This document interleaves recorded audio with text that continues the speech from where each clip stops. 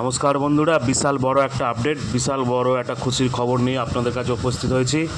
সকলেরই একটা আশা ছিল যে কলকাতা ব্যাঙ্গালোর ম্যাচ দেখার, এবং সেই টিকিট অনেকেই পায়নি অনলাইনে।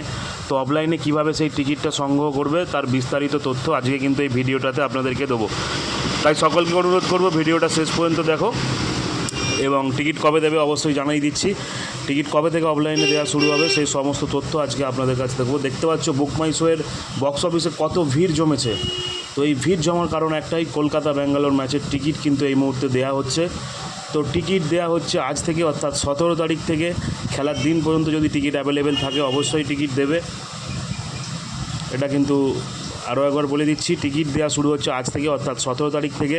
এখানে কিন্তু 750 টাকা থেকে শুরু করে 1000-1500 টাকার টিকিটটা আপনারা পাবেন, 2500-এর টিকিট পাবেন যতক্ষণ অ্যাভেলেবেল থাকবে। তাই সকলকে অনুরোধ করব যত শীঘ্র সম্ভব তত তাড়াতাড়ি পৌঁছে যাও।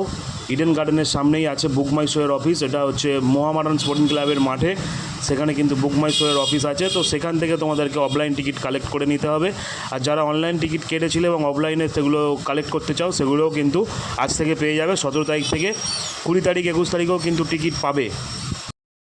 তো যারা যারা অনলাইনে টিকিট কেটেছিলে কিন্তু ডেলিভারি নিউনি, তারাও কিন্তু টিকিট আজ থেকে বক্স অফিস থেকে কালেক্ট করতে পারবে।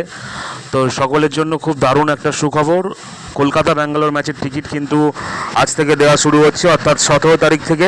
টিকিট যতক্ষণ অ্যাভেলেবেল থাকবে, যতদিন অ্যাভেলেবেল থাকবে খেলা পর্যন্ত, প্রতিদিনই কিন্তু টিকিট দেওয়া হবে। সকাল 10টা থেকে বিকেল 4টে পর্যন্ত, টাইমটা মনে রাখো, সকাল 10টা থেকে বিকেল 4টে পর্যন্ত টিকিট কিন্তু অ্যাভেলেবেল থাকছে। আর আমি কিন্তু টিকিট আগেই পেয়েছি, আপনারা দেখেছেন। তো সকলে ভালো থাকবেন, আর ভিডিওটা যদি আপনাদের কাজে লেগে থাকে অবশ্যই একটা করে লাইক করবেন। আর সকলের সাথে দেখা হচ্ছে 21 তারিখ স্টেডিয়ামে। চলো টাটা, বাই বাই, ভালো থাকবে, সুস্থ থাকবে।